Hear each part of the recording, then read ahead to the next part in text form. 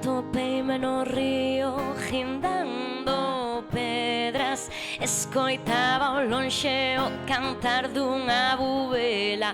A erva mollada rozaba-me as pernas, todo en sintonía ao compás da natureza. Ferve a vila, só busco unha saída. Viñen contarlle ao carballo unhas movidas, o fluxo da auga e a miña sintonía. Oh, si que ben se está aquí sen facer nada. Oh, si que ben se está aquí sen facer nada. Afoguei apenas sobre a ribeira, descalcei os pés na calor da area.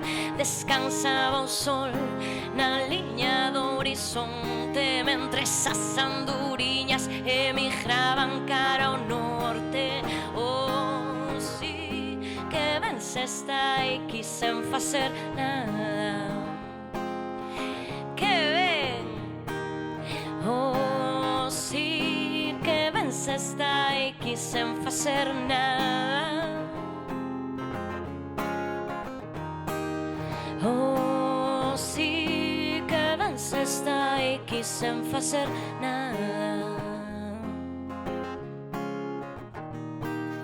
Oh, si que ben se está aquí sen facer nada.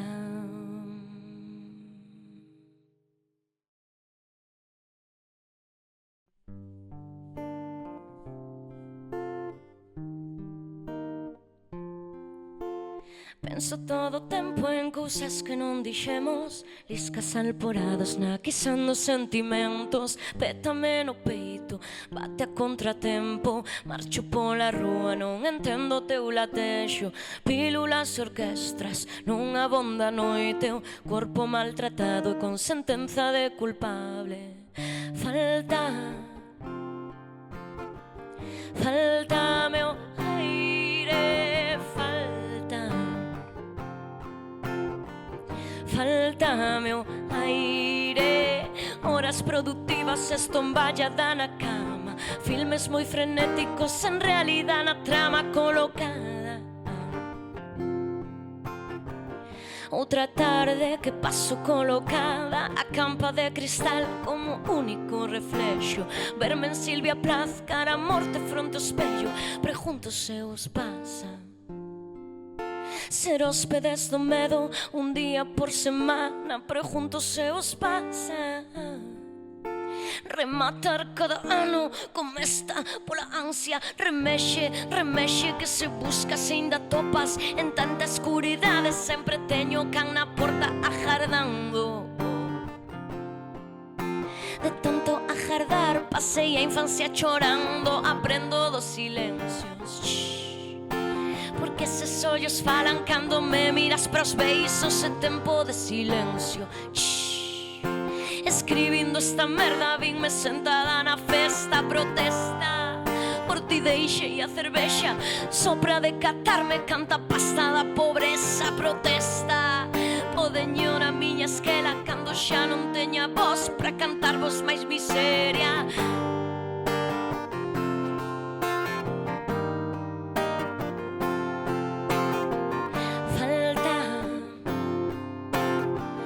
Faltame o aire, faltame o aire. Horas productivas estomballada na cama, filmes moi frenéticos en realidad na trama colocada.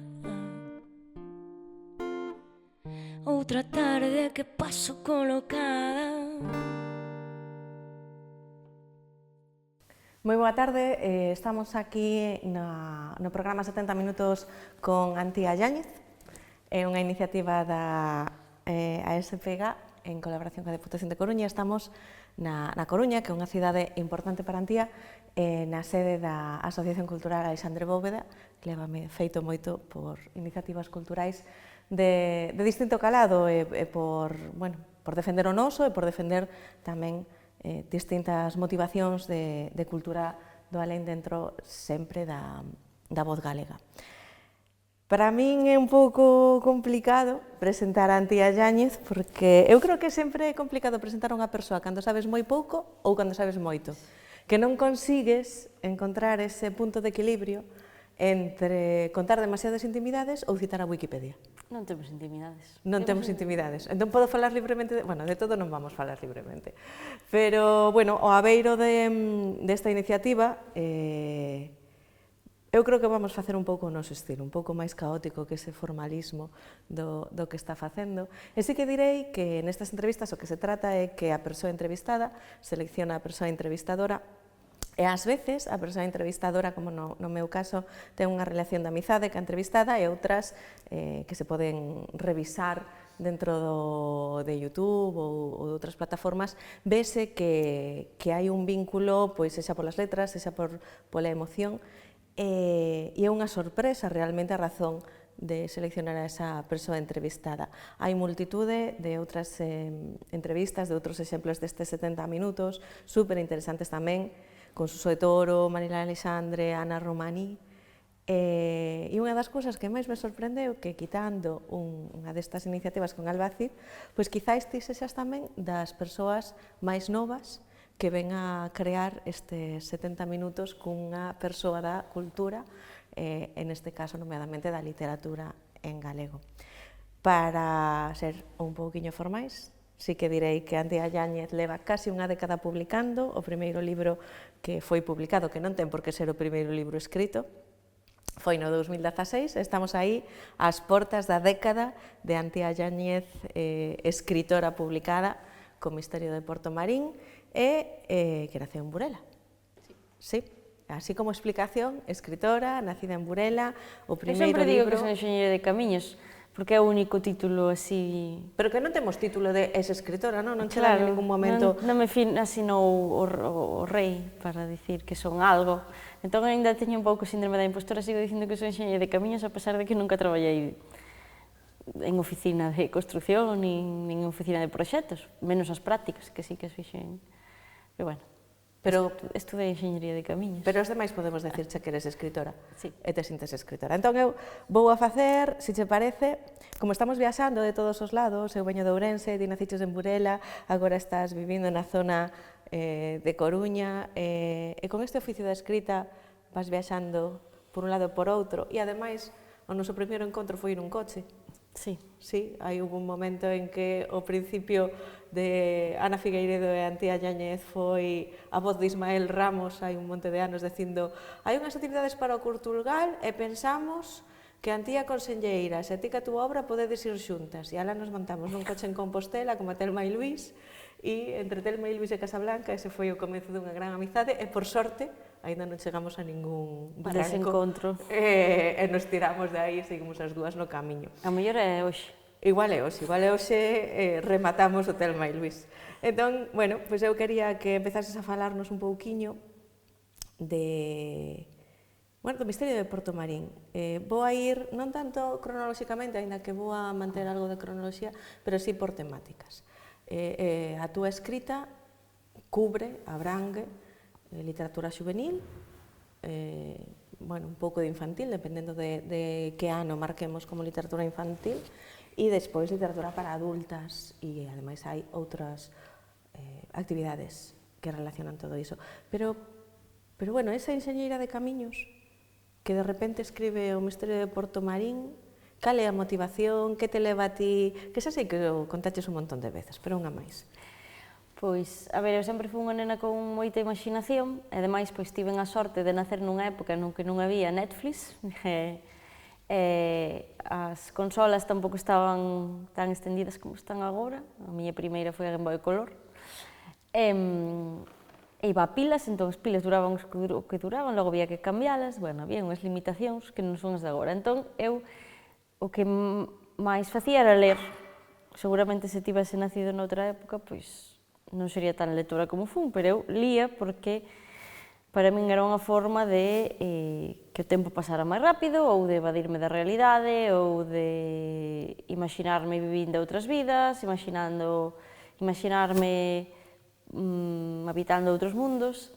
Entón eu era unha nena moi lectora. Claro, se ti lees moito, eu o que me pasaba era que sempre quería cambiar os libros. Este libro gustoume, pero este final non, este personaxe faltalle algo, este outro, o que fose. Entón, cando escribín no instituto, os típicos relatos e cousas que nos din o profesorado para participar en certames e actividades así, pero foi cando rematei a carreira e dixen, pois, haberá que ir metendo o currículum en Infojobs e cousas así, que pensei que iso de estar nunha oficina, como fixera nas prácticas, non remataba de encherme, e entón pensei que antes de coller iso como a miña primeira opción, pois, que me gustaría facer, non? Entón, o primeiro que se me veio a cabeza foi ler, logo dixen, claro, pero cobrar por ler é difícil. Pero é bonito. É bonito, pero é difícil. Podemos facer un Hai chamamento. xente que o fai, Sí.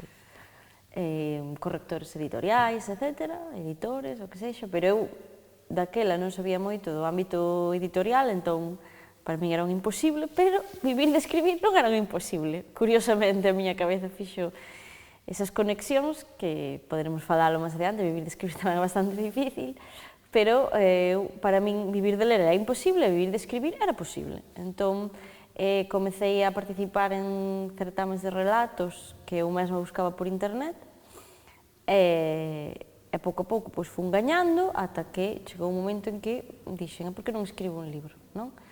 Entón, non sabía moi ben que escribir, porque ideas sempre teño, pero logo dispersome, porque se tes demasiadas ideas, o que che custa é centrarte nunha só, ou polo menos a min iso que me pasa. Entón, contactei por redes sociales cun editor de Galaxia, con Francisco Castro, e en vez de mandarlle unha proba de nada, eu o que fixen foi dicirlle, teño esta idea, esta idea, esta idea, esta idea.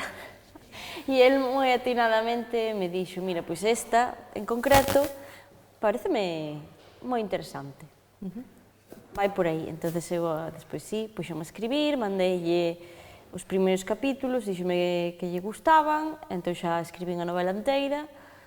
El díxome que me guste ao principio non quere dicir que xa vayamos publicar, pero bueno, o feito de que lle gustase o inicio a min deume ánimos, non? Porque eu sou unha persoa que se desanima moi rápido. E como tiña moitas opcións, eu sempre digo que se non me tivesen dito sí á primeira novela, pois seguramente non sería escritora, porque eu sou moi práctica na vida, entón eu diría, non lles gustou, vou intentar outra vez. Non, eu digo, non lles gustou, eso significa que non sirvo para escritora, vou facer outra cousa. Entón seguramente teria intentado outra cousa. Dixeron que sea a primeira e iso pois animoume a seguir ese camiño, non? Teño un pouco as datas borradas porque creo que a seguinte que escribín foi Senlleiras, que é para público adulto, pero tamén casi á vez fixen a Reconquista, que é infantil, e casi á vez tamén tiña aí Be Water, que é juvenil. Eran como moitos frontes abertos, xa che dixen que eu tiña moitas ideas, pero o que me costa é materializar unha, non? Entón, sei que o primeiro foi o Misterio de Portomarín, porque eu fun de nena moi lectora de Los Cinco, que además pasoume miña nai, foi unha herdanza cultural que me pareceu moi bonito que miña nai me legase iso. Non me legou os seus libros, pero lembro que saí un coleccionable de RBA, e entón, cando viu miña nai, que era de Los Cinco, levou unha librería e comproume. Dixome, estes libros líos eu cando era pequena, fai ilusión que os leas ti. Entón, eu lín o primeiro, gustoume, fixen toda a colección. Entón, que lóxicamente, son uns libros escritos nos 60, 70, se non lembro mal, do século pasado, estaban moi ben cando os lín de pequena, pero tiñan as súas eivas froito do contexto social no que a escritora, que encima era unha muller, pois escribiu esas historias, non? Entón, eu quería ese espírito de aventura en grupo, por lugares, de vacacións, onde a priori todo vai ser aburridísimo, porque ir de vacacións con teus pais cando tes 10, 12 anos, pois a mellor non é o teu plan favorito, pero ese sempre sacarlle diversión E sobre todo a mí unha cousa que me gusta moito é cando os nenos os menospreciamos e rematan facendo cousas que ás veces non somos quen, non? Os adultos, por iso neses tipo de libros rematan resolvendo os misterios os nenos e os adultos son incapaces, non? Moitas veces pensamos que é ao revés, menospreciamos a infancia, e a mí unha das cousas que máis me gusta de cando escribo para os nenos e para as nenas é cando esa rapazada di á xente adulta, quita que ti non sabes que o fago eu. Que un pouco darlle a volta ao discurso que normalmente desde a, non sei como chamarlle, adultocracia, facemos coa rapazada. Entón, iso faime moita gracia. Volvendo a esa idea das personaxes do Misterio de Porto Marín, que obviamente xa comentas ti que é unha homenaxe a Enid Blyton nos 5, e temos falado moito dese tema, tanto no primeiro, no Misterio de Porto Marín, como no Misterio do Torque de Burela, que podemos agora facer aí un pouco un remexido de patacas aí. Non só homenaxe á presenza dos 5 personaxes, incluído o personaxe animal, senón tamén a esa semellanza entre a exploración de lugares, entre o pôr en valor a cultura histórica, a nosa cultura patrimonial, como facían eles dende o punto de vista de Inglaterra, e tamén pôr en valor os temas do momento. Para eles, a parte do misterio, unha das características máis salientables desa saga era a esperanza que intentaban transmitir cara a rapazada, nese caso, aínda que foi traducido, como ben sabes, a moitos idiomas, inglesa, na época de posguerra, de que se podía comer ben, de aí que saian tantas comidas e tanta presenza da carne, do doce nese momento, e tamén no Misterio de Porto Marín e no Misterio de Burela hai unha exaltación do noso. Por unha banda, gostaríame que nos falases un pouco vou poñelo eu nas miñas palabras, poder recollelas ou cambialas, do orgullo de sentirse galega e do que nos gusta o noso lugar e poñer en valor cara a esas persoas que te están lendo agora mesmo nos institutos e abrir os ollos e ver que algo que estivo ali todo o tempo, como pode ser unha ración de pulpo super interesante, e xa sei que é polvo, pero para mí sempre foi pulpo, ou tamén a presenza da realidade das personaxes no século XXI, de falar de temas que ninguén fala na literatura, neste caso, pois, infanto-xuvenil, se queres chamarte. Bueno, claro, eu localicei a historia en Porto Marín porque meus avós son do Concello do Lado, de Paradela, bueno, que agora xa morreron, pero eu iba a Paradela habitualmente, e a miña nai sempre me contaba a historia da vila mergullada.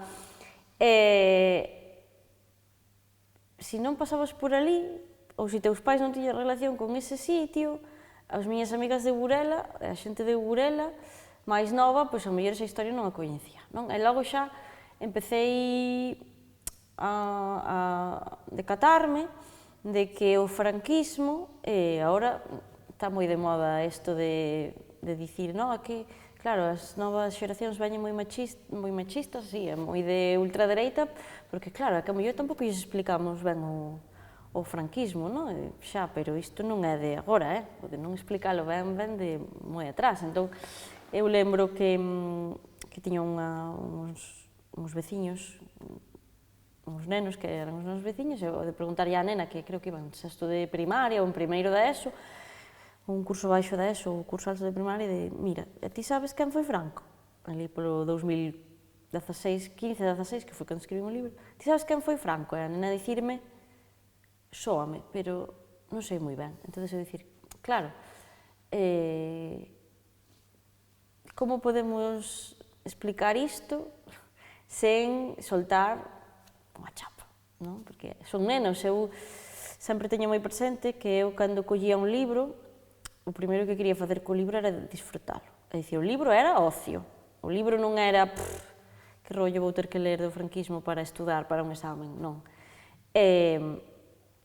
Entón, se colles un libro por ocio, o disfrutas, pero despois quedas pensando ou dis, pois, cando me ensinen o franquismo no cole, cando chegamos ao tema do franquismo, Claro, este foi o señor que mandou construir un coro de Portomarín.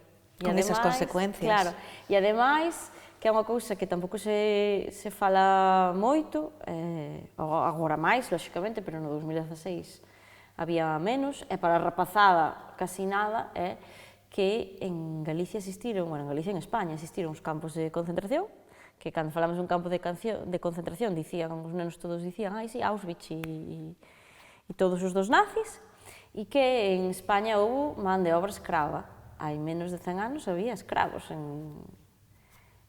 aquí, no noso país, non? E tamén, pois iso, explicar, sempre partindo desde esa perspectiva de que cando collemos un libro é para desfrutar, non digo pasalo ben, porque moitas veces collemos libros de dramas, libros que nos fan chorar, libros que nos emocionan, ou libros que contan experiencias moi duras, pero o libro collémolo por ocio, non? Non dicimos, ou eu non digo, vou coller este libro porque quero saber máis do abuso sexual. Pois unha persoa que me conta a súa experiencia de abuso sexual, non o collo por iso, collo porque que experiencia máis dura pasou este autor, pero que ben o conta, sen recrearse, cunha sensibilidade extrema, eu sei que isto foi moi duro, pero puiden entendelo sen iso, pois centrarme en escenas que ao mellor me provocan dor de estómago, non, todo isto.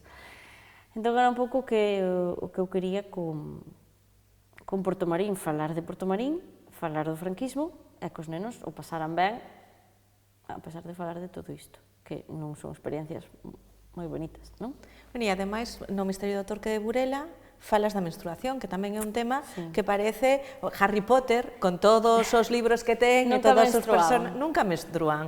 Hai cousas que non pasan nas películas e que non pasan nos libros, non? Que bueno, chamalle, a nena chamalle menstruación. Exacto, a menstruación. Esa, obviamente, non chegas un día e dis, pois vou falar unha escena da menstruación. Hai un debate interior e hai unha intención. Cal é a intención ou como consideras esa voz? Porque me coincidiu nunha época na que falando, eu non sei se foi con Emma Pedreira, que a escritora Emma Pedreira, que ela contabilizara ou intentara contabilizar, porque supoño que non puido coller todos, os libros da literatura galega que falaban ou que citaban a regla, e dicía que non había prácticamente. Entón eu dixo, como pode ser? Quero dicir, isto non é un tema extraño que ao mellor lle pasa a unha persoa de cada 100, non? Todas as mulleres, a menos que teñan algún problema físico, menstruamos. E non debería ser un tabú, e non debería... Quero dicir, non o fixen pensando en volvemos a mesmo, explicar nada, senón que eu xa daquela me facía gracia de chamarlle menstruación e entón dixen, pois mira, vou non meter para facer un pouco o chiste da menstruación, que quede aí de... Claro, porque estou vendo unha escena onde a nena, que está un pouco no límite de idade, de que che expliquen ou non che expliquen o que é, e eu tamén partía da base de que como que lle temos que explicar ás nenas, mira, vai che pasar isto, non te preocupes. Se chegas tarde, ao mellor a nena se asusta, porque de repente un día vai ao baño e hai sangre, dice, me estoy muriendo, non, cariño, non estás morrendo. Pero non o explicamos aos nenos, o explicamos aos nenos. En xeral non. Claro, entón eu digo, a ver, vale, pasámoslo nós, pero se ese neno no día de mañá quere ser pai, será pai gracias a un proceso fisiolóxico que pois quizáis debería coñecer, non? Entón tamén estaba aí un pouco de, ostras, eu como nena cargan a min a explicación de, mira, isto é isto, e ademais vai con, e é normal e non pasa nada, pero por outra banda... Pero a eles non lle lo contaban, non?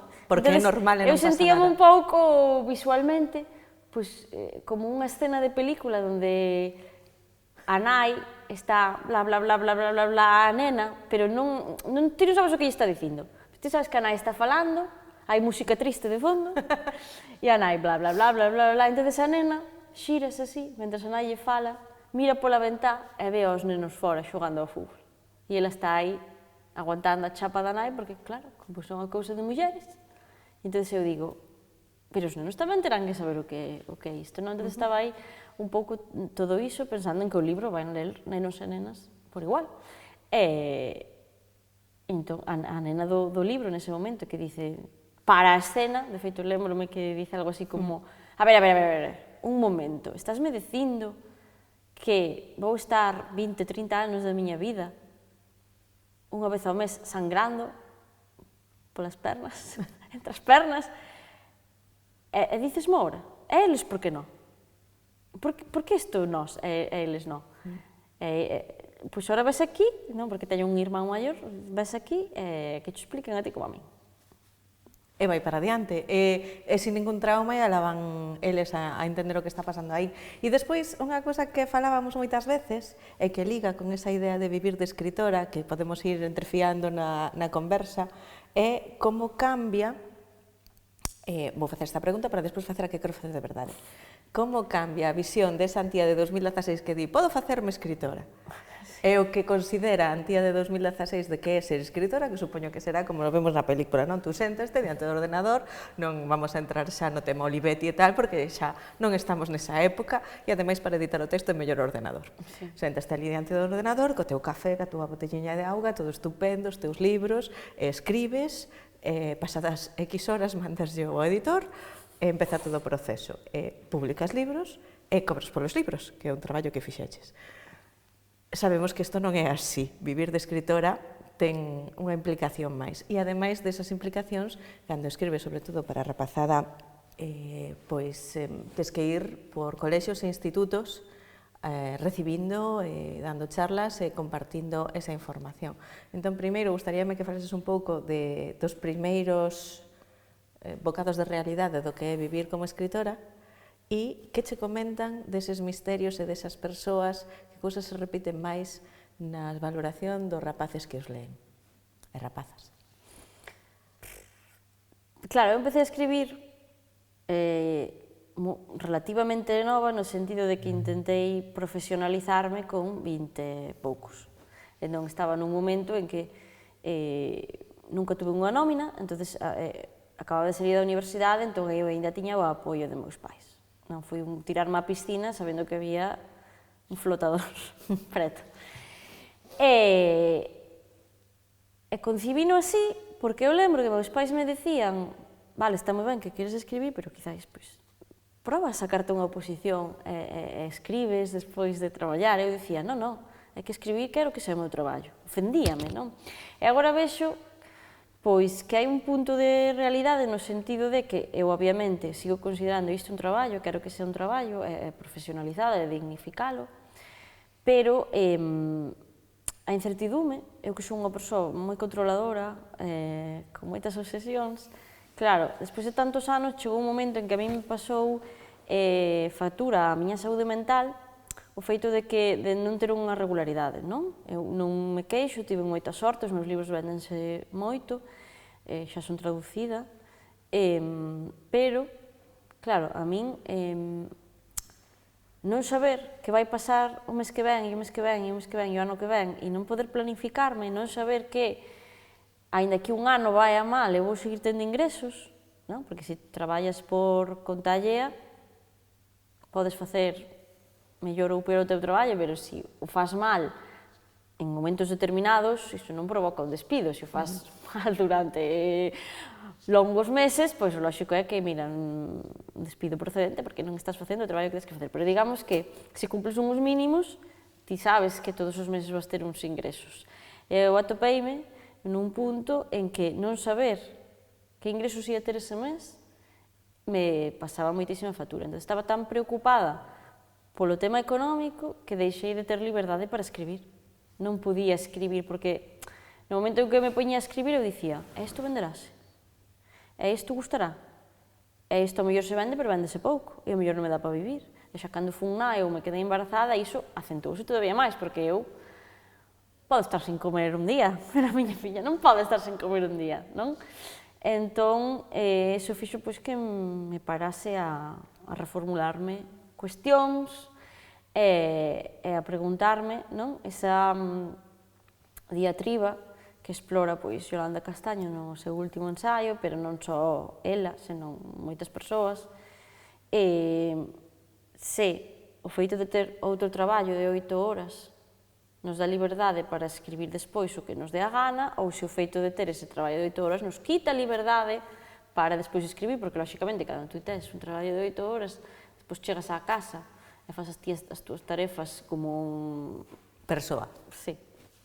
Sí, porque isto xa non é, ou non debería ser, como cando escribían os señores en los años 50, nos años 60, que non, é que eu traballo, son catedrático de universidade e dame para escribir. Claro, te dá para escribir porque non postías lavadoras. Porque hai unha persoa que vai non ao fastia mercado... comida, non leva os fillos ao colexio, seguramente. Eu tuve 7 fillos e puiden escribir ya Manolo, pero quen che levaba os nenos ao cole?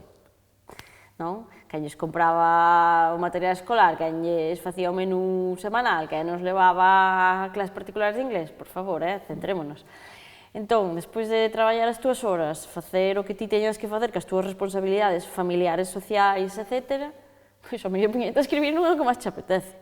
Ao mellor queres dormir as túas 8 horas, ao mellor o que facíamos é quitarlle horas ao sono para escribir, pero claro, se estás moi cansa, a túa produción cultural ou a túa produción literaria tampouco vai ter E a túa saúde? calidade. Bueno, a saúde xa estamos deixando a un lado un pouco, non? Xa hai moito malabar que facer Claro, aí. entonces, atopar o equilibrio é moi difícil. Atopar o equilibrio é moi difícil, porque eu entendo a posición de eu quero vivir de escribir, pero como niso non xeneran os ingresos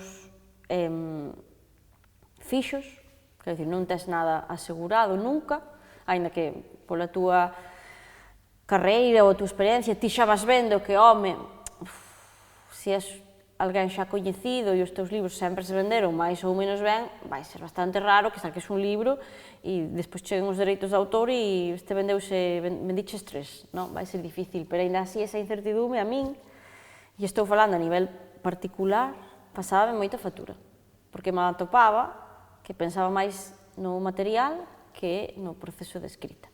E iso leva, por exemplo, a que abras miras, xa sei que vas polos institutos e iso axuda, pero a que abras miras a outros traballos de escrita tamén, como poden ser as colaboracións en Luces, noutros diarios. Eu sí, porque eu estaba tamén bastante bloqueada para escribir, por isto, entón comecei a colaborar con xornais. Ás veces penso que iso está moi ben, porque me mantén. Eu tamén son bastante caótica, entón tiña períodos nos que escribía moitísimo, períodos nos que non escribía nada, entón ás veces penso que isto é maravilloso porque me mantén nunha media, non podo non escribir nada porque hai xente que está esperando os meus artigos, e a outras veces, cando estou máis pesimista, digo, que en vez de estar escribindo os meus libros, estou escribindo artigos, a mellor debería estas horas, pero un pouco o equilibrio, atopar equilibrio, pois como todo, non só na literatura, é difícil, non? Entón, eu ao principio, cando empecé a escribir, como eu sí que era consciente de que con un libro, isto é moi difícil petalo e ser rica, non? Entonces eu traballaba tamén, montei unha academia, cando vin que os libros me xeneraban, os libros e todas as actividades asociadas aos libros, non? As visitas, empecé a coordinar clubs de lectura, cando vin que iso me daba máis que as clases particulares, que tampouco que estén moi ben pagadas neste país, pois deixei de lado as clases particulares, xa non as fixe, porque, ademais, ser docente desgasta moito mentalmente, porque non é só, eu explico-lles ecuacións de primeiro grado, vou para a miña casa e olvídome, non. Os nenos e as nenas veñen cos súas problemáticas, cando un neno non entende algo, queres saber por qué, se que non estudou, se hai algo máis detrás, eu chegaba á miña casa e non desconectaba nunca, non? Entón, empecé a deixar iso.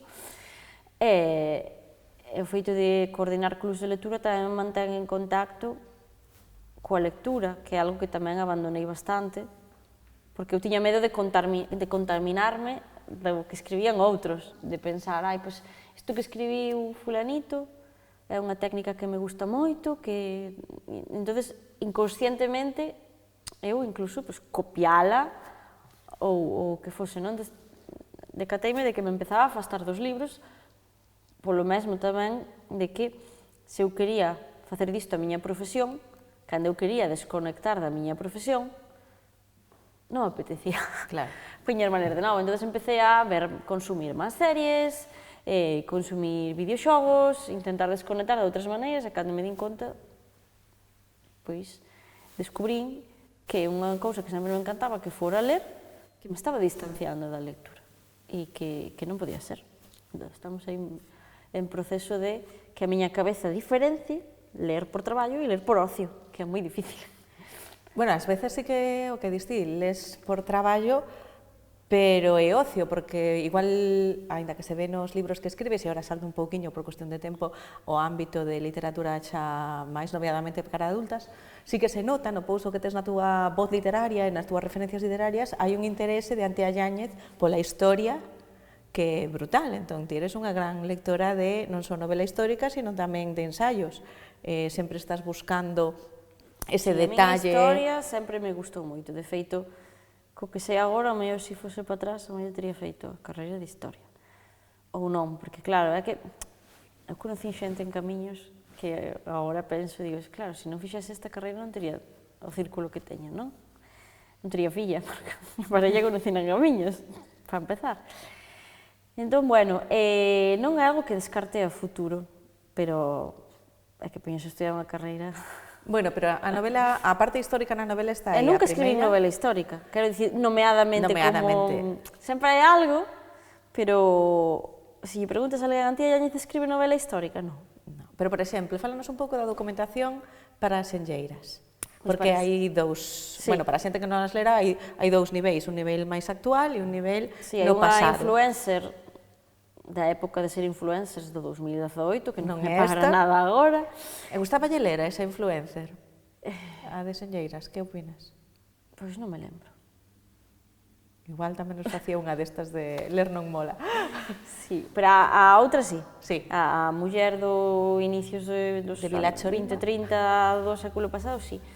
Entón, claro, a min, como sempre me gustou moito ler novelas de historias paralelas que se xuntan, pero ti non sabes como se van xuntar, entón estás aí, quero saber que lle pasa a unha, quero saber que lle pasa a outra, e quero saber como se xuntan, era como un 3x1.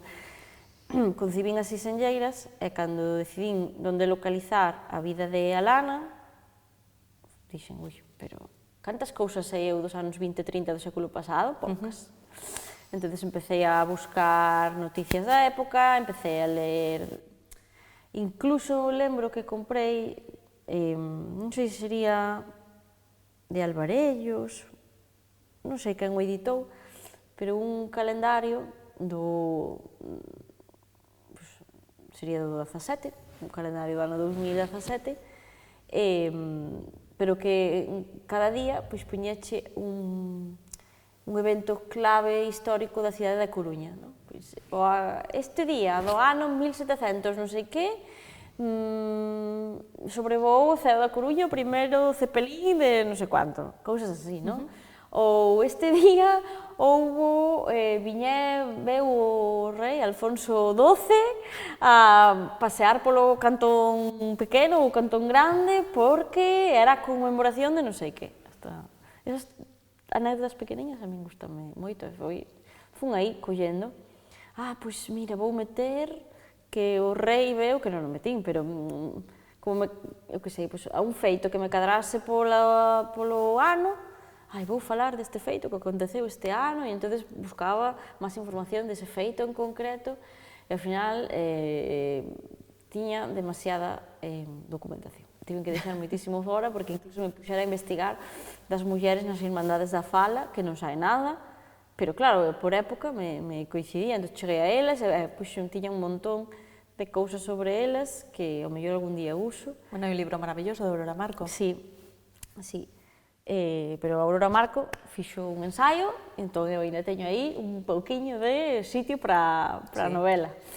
Pero claro, iso é o que me pasa moitas veces, que me mergullo nos procesos de documentación, e cando quero poñerme a escribir, dame pena soltar a documentación, porque digo, xa que atopei, xa que estive aquí meses e meses lendo... Algo servirá. Claro, dame moita pena, iso sí que me custa.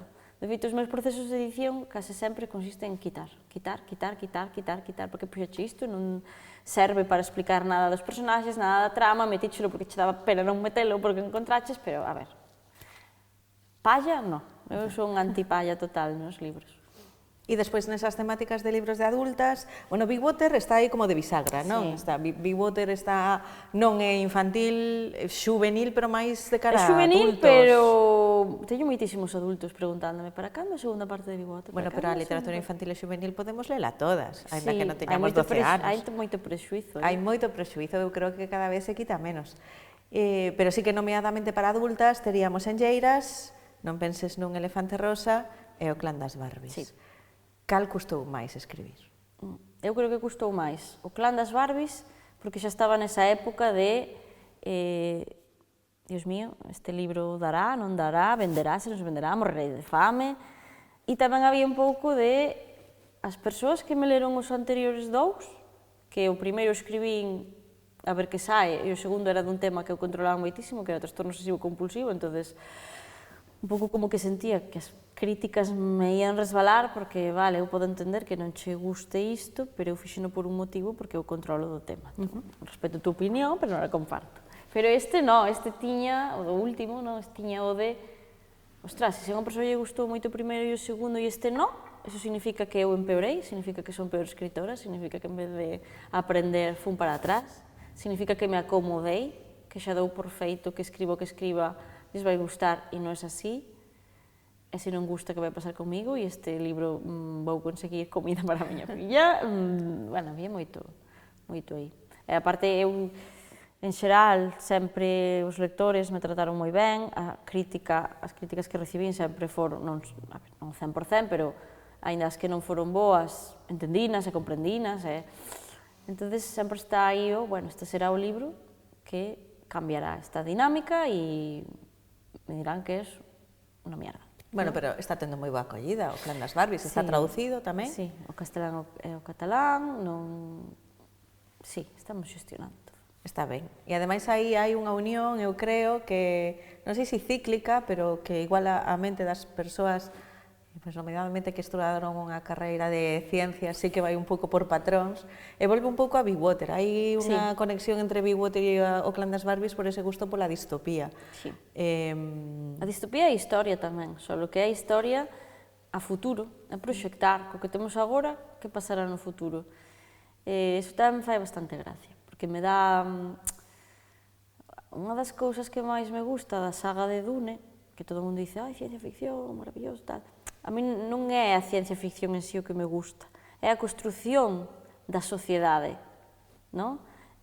Como son os estamentos da sociedade, por que mandan os que mandan, porque os de abaixo non mandan, a pesar de ter recursos, non? Pois un pouco o que pasou coas colonias no continente africano, que íbamos ali a roubar e a esquilmar, cando eles eran os que tiñan as minas do que fose, os recursos. Tendo os recursos, viñeron os de fora, asoballáronos. Realmente, case todo o que se escribe facendo referencia ao futuro xa se viviu no pasado. O que pasa que hai que transformalo un pouco, pois poñerlle coches voladores, drones. A mí o que máis me gusta é a construción de mundos e a construción de sociedades. E por iso, para min, eu sou unha persoa que lee indistintamente ciencia ficción e fantasía, porque o que me gusta é a construción de mundos. Me dá igual que haxa unha nave espacial que haxa un unicornio, quero dicir, é un medio de transporte. E o que sí que non me gusta é ler a ciencia ficción onde non hai esa construción do mundo, non? Vou un pouco escribindo o que me gusta ler no momento, porque tamén pasei por moitas épocas. Houve xente que me preguntou, agora está moi de moda a novela negra, ou policíaca, mellor. Vas escribir algunha vez? A ver, non podo dicir que non, pero agora mesmo non vou escribir, porque a última novela policíaca que eu lín, lín a novela de Arantxa Portavales, non? Porque me gusta ela como escritora, pero leo a dela e xa está, non? A última vez que eu tive unha época de ler moita novela policíaca, creo que foi cando fixen selectividade. Claro, non estou... Claro, non é o momento. Pero, por exemplo, en Big Water sin que hai unha pequena investigación alrededor dun cadáver. Sí, muertos sempre hai. Muertos sempre hai. Os mortos encantan. E pistolas, non? Que che decían os rapaces. Que queremos máis libros con pistolas. Sí, sí. Pero iso é un pouco... Poñerlle esa zanahoria. É un pouco feo dicilo, non? Pero eu reflexiono. Que é o que me gustaba ler a min cando tiña 12 anos? Intenta lembrarte, non? Sí. E era un pouco poder ver nos libros todo eso que se considera de maiores, pero en nenos. Pero teu nivel, non? Claro, entonces, unha pistola que é perigoso, acción e emoción, E aventura. E aventura, sí, a eles pues, parece que lles gusta porque en todos os libros onde hai algún tipo de arma de fogo, eu quería máis pistolas, me din, e digo, a ver, tampouco vamos pasarnos. Unas cuantas. Claro, Unas poñer un pouco de cantas. acción e aventura, como nas películas, que cando hai a escena da pelexa ou a escena dos tiros, xa che poñen a música de acción, as cámaras van máis rápido, todo, pois iso tamén o quero facer eu, en vez de no audiovisual, ca palabra escrita.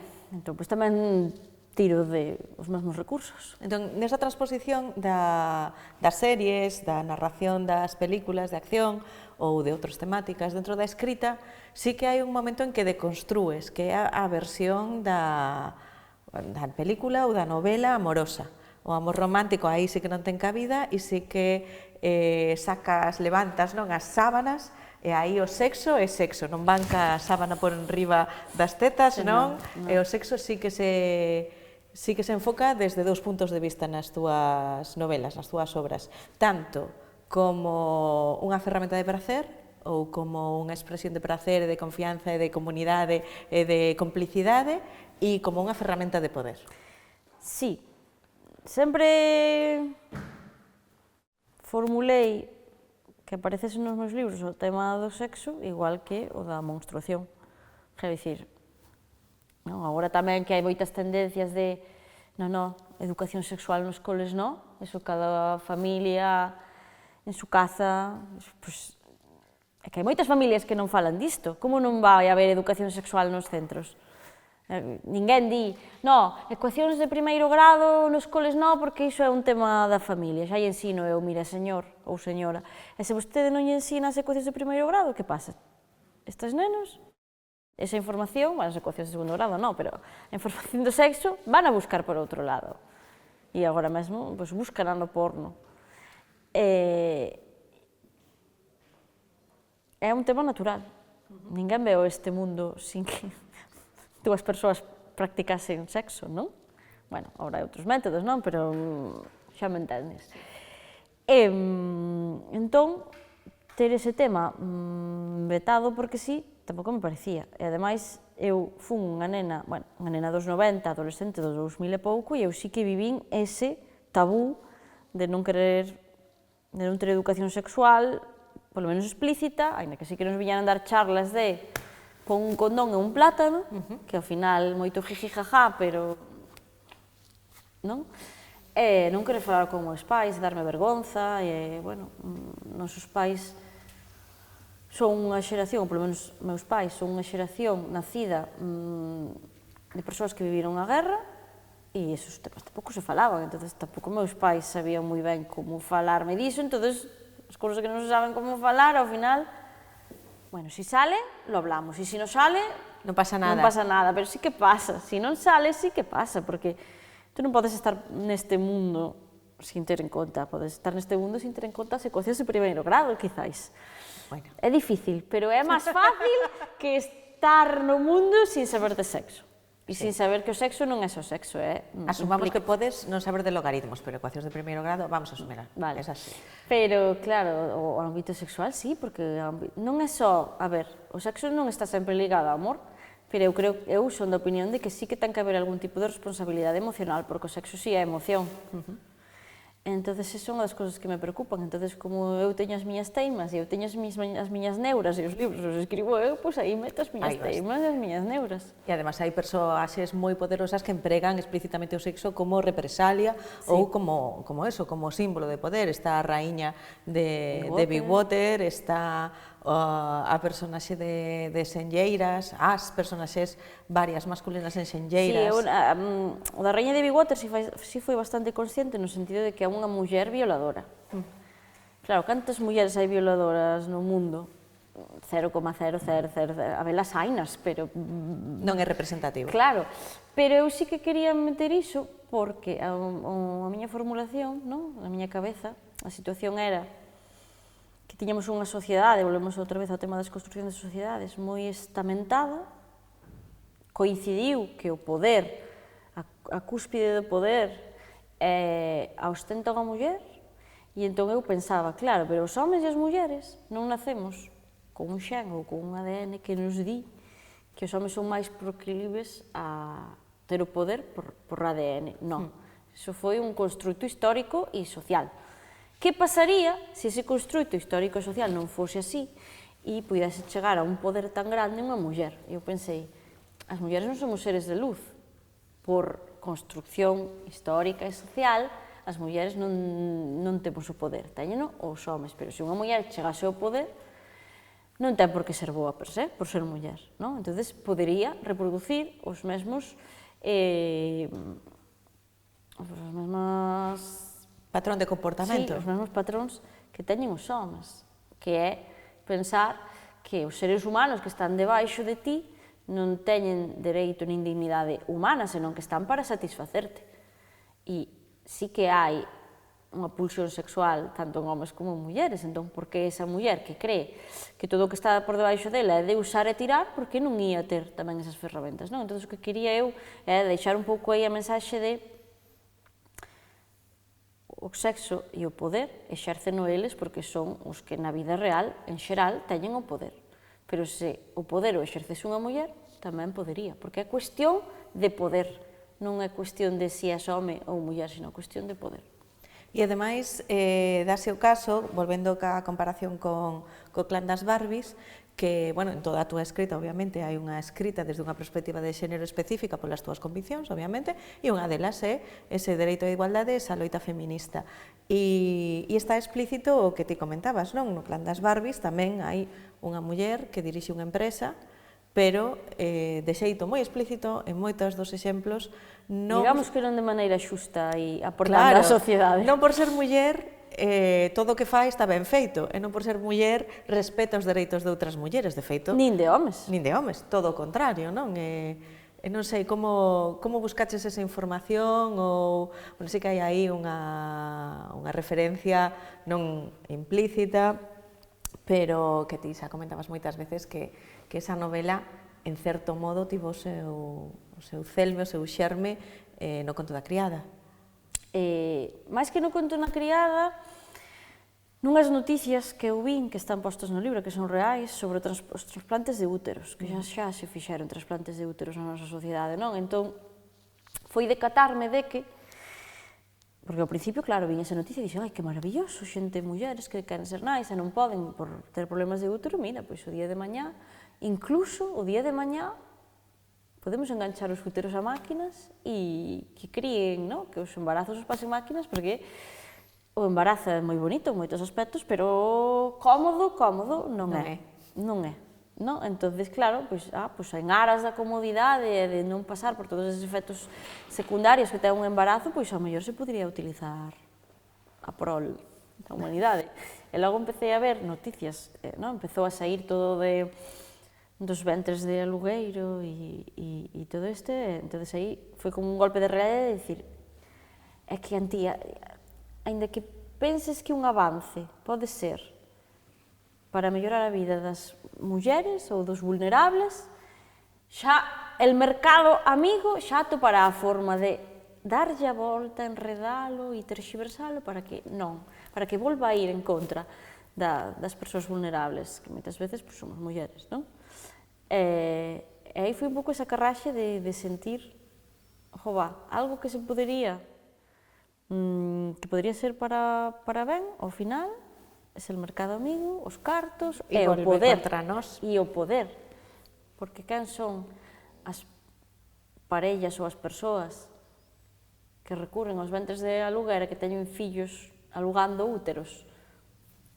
Os poderosos, que teñen money e tanto homes como mulleres, porque hai moitísimas mulleres que están recurrindo a isto para ser nais, Chimamanda... A propia Chimamanda, exactamente. Chimamanda, que é a primeira que encumbramos como feminista superstar, tivo fillos, tivo uns xemelgos por xestación subrogada, porque, claro, como estaba escribindo un libro, non podía... Non tiña tempo. Non tiña tempo para embarazarse e para escribir. Entonces, recurriu a unha muller que necesitaba cartos, porque, lóxicamente, falo por cartos, non isto de, non, hai xestación subrogada desinteresada. Bueno, pode haber, non? Eu podo doarlle un ril á miña irmá se está en peligro de morte de maneira desinteresada, pero, home, a un señor que pasa por la acera de enfrente... Xa é moito desinterese e comunidade. No, isto é un pouco como o mito da libre elección. Eu digo que son mitos interesados que solta o mercado para limpar un pouco as conciencias da xente que fai estas cousas.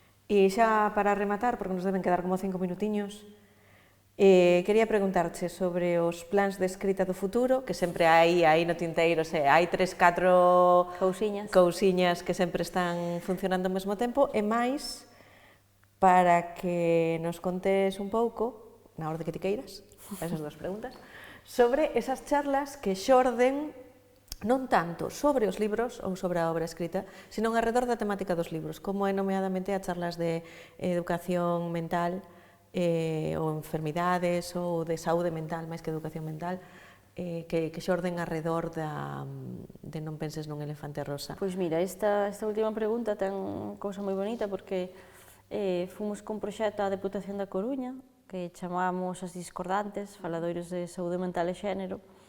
O proxecto primixenio era con Iria Veiga, a Raíña Vermella, divulgadora, médica psiquiatra divulgadora, e Carmen Costa, que é doutora en comunicación, un pouco para falar de saúde mental no ámbito da comunicación, con perspectiva de xénero, etc. A Deputación dixo que sí, desde o principio, logo, xa sabemos que os trámites burocráticos sempre se alongan, pero acolleu a proposta moi agrivosamente, entón fomos facer faladoiros de saúde mental e xénero por 7 concellos da provincia e foron maravillosos porque notábase que había moita necesidade, máis que necesidade, chamolle fame de falar destas cousas, non? Porque ti podes sobrevivir sin falar destas cousas, pero tiñas esa fame de ver que non eras a única que tiña problemas, poder reflexionar, ao mellor viña xente que non falaba, pero que despois se marchaba a casa, e se quedaba reflexionando, mellor che escribía, e a excusa foi un pouco o libro, Non penses nun elefante rosa, que Iria acompañou a varias presentacións, pero eu te quería leválo tamén, por suposto, ao ámbito da perspectiva de xénero, que diferencias hai homes e mulleres, son estas diferencias froito da bioloxía ou son construto social, e o ámbito comunicativo, porque a mí o que me pasaba é que eu vía que sí, vamos a falar de los locos, e moitas veces aparecen nos libros, nas series, nas películas, los locos. Loco non é un diagnóstico clínico. Unha persona loca ten que ter un diagnóstico de algo. Non, loco non é, loco é coloquial. E as representacións delos locos e las locas moitas veces está fatal, porque ou son os psicópatas asesinos, ou vamos facer risa deles, non rirnos con eles, ou nomeadamente o trastorno obsesivo compulsivo eu non atopei, ou non atopaba en ningún lado onde estivese tratado de xeito verídico. Era un pouco sempre este rariño, ten as súas obsesións e se lle cortas unha obsesión se pone loco. Entón, a raíz de que ela, a Raíña Vermella, me acompañase, vimos que había moita xente que tiña esa fame, propuxemos a Deputación incorporando un ámbito da comunicación, ao final por problemas de saúde, Carmen Costa non puido, pero acompañeime de xente como Claudia Morán, Ana González Liste, Marca Tojo, do ámbito comunicativo, despois do ámbito da saúde, sí que me puido acompañar varias veces Iria Veiga, pero tamén tivemos a José Verdullas ou a Rosa Cerqueiros, entón, bueno, saíron moi ben. Eu sempre digo que as charlas sobre libros, os libros son a excusa para falar da vida, non? E despois a outra pregunta era proxectos a futuro. Claro, ahora temos que acabar co futuro, non? Estou intentando centrarme outra vez na literatura infantil e xuvenil, porque o último libro, estou botando contas, o último libro de literatura infantil e xuvenil que eu publiquei foi no ano 2020. Entre unhas cousas e outras, é certo que polo medio fun nai, eso ocupa un pouco de tempo, entre embarazarse, parir, posparto e agora a crianza, pois sí. Pero teño ganas de volver a ese ámbito. Está a segunda parte de Big Water escrita e en proceso de edición, Notición exclusiva. Sí, escribín un álbum ilustrado que tamén temos aí para comezar a editar e a miña idea sempre foi que ese meu primeiro libro, O misterio de Portomarín, se a editorial, lóxicamente, se había visto bo por parte da editorial que non se quedase en 2 libros, que fose unha saga, e aí estamos retomando esa saga, para facer a saga, porque non podemos chamar saga a algo que ten 2. Claro. Entonces, O misterio de e futuro. Haberá castros. Haberá castros. Bueno, pois imos pensando en lugares con castros. E castrexos. E castrexos que sempre están moi ben, en monstruacións, e defensa da aventura, non? Defensa da infancia, da aventura, da realidade. Pistolas, meteréis, pistolas, non sei. sempre. Maxia. Bombas. Había un que me dicía... Por que non poñías bombas, Pois que non poñía bombas, pero cantos anos tes? A cantidad de xente que aprendeu do barco a tuneiro co misterio do Torque de Burela, máis que do Torque, o barco Boniteiro, a tuneiro. non lle chames a tuneiro, que en Burela... Mátanme, boniteiro, perdón. Boniteiro. O barco Non boniteiro. non é o mesmo, digo cho porque, como anécdota graciosa así final, para irnos un pouco contentos, fai uns anos, un chico, non me lembro do nome, non o vou dicir tampouco, se me lembrase, pintou un mural na ponte que pasa o tren por enriba e os coches por debaixo en Burela, pintou un mural con bonitos, el creía que eran bonitos, porque despois a xente foi ali, mirounos e dixo, isto non son bonitos, estos son atúns, isto non se pode permitir. Claro, é que eu son de Ourense, sabes? A min a parte de Martes se vas que explicar pouco a pouco. Eu sei máis de outras cousas, de castañas e de pan de cea. E de pulpo. E de pulpo, aínda que de mar. Pois moitas gracias por compartir esta hora conosco, seguro que a xente que está ollando descubre outros ámbitos de Antía Yáñez e estará agardando o misterio de cultura castrexa e os álbums. Como título ese non... O misterio da cultura castrexa non, soa máis a colección... Soa a este libro non o toco nin Isto non. O coleccionable ou o rollo de Iker Jiménez, non. O misterio... Do que sexa. Do que sexa, dun lugar de noso. E moitas gracias. Sí, porque aí, claro, se hai un castro, anda que non hai lugares en Galicia onde pode acontecer esa nova aventura. Sí. Estaremos atentas. Moitas gracias por acompañarme.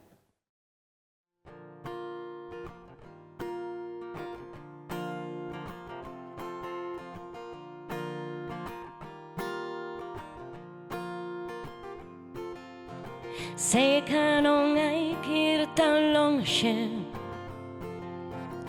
sei que pasa aquí,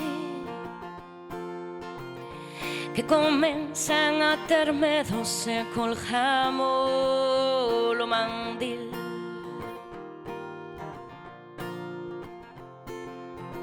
No rebeldes insumisas, imos mudando co tempo.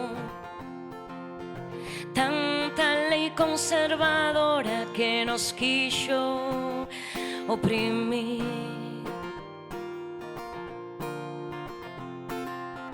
E polas nais, polas aboas, seguimos sendo as loitadoras. E polas nais, polas aboas, seguimos sendo as loitadoras.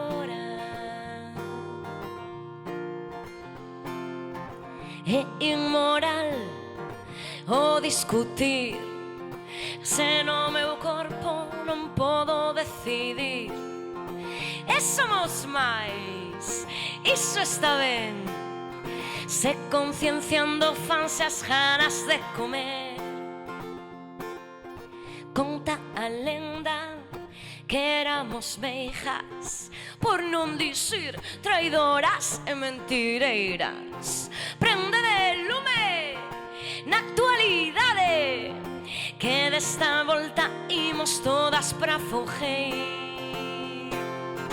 E polas nais, polas aboas, seguimos sendo as loitadoras. E polas nais, polas aboas, seguimos sendo as loitadoras. E polas nais, polas avoas, seguimos sendo as loitadoras. E polas nais, polas avoas, seguimos sendo as loitadoras.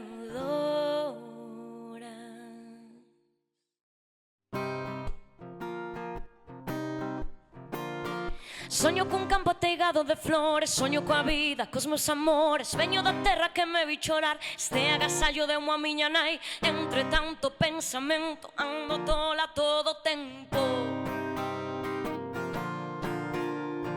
E madurar é chicos a serio, dixo cho eu que non teño paciencia. Veño do norte, onde non quenta ese sol porque inventamos nas letras. Unha batalla, abatemento, o sentimento de terte tan preto. Entre tanto pensamento, ando tola todo o tempo.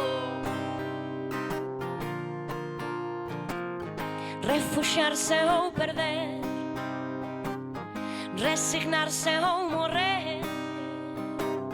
Sei que non temos opción de sair desta prisión.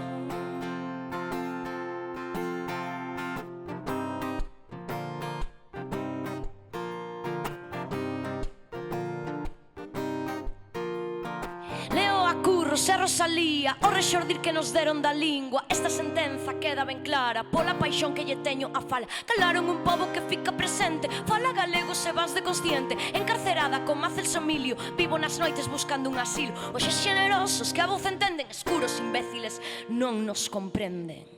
Entre tanto pensamento, ando tola todo o tempo. Refuxiarse ou perder,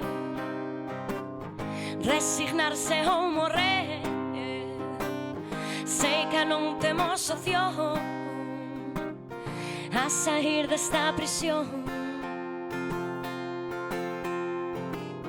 Refuxiarse ou perder, refuxiarse ou perder. Sei que non temos opción a sair desta prisión. Entre tanto pensamento, ando tola todo o tempo.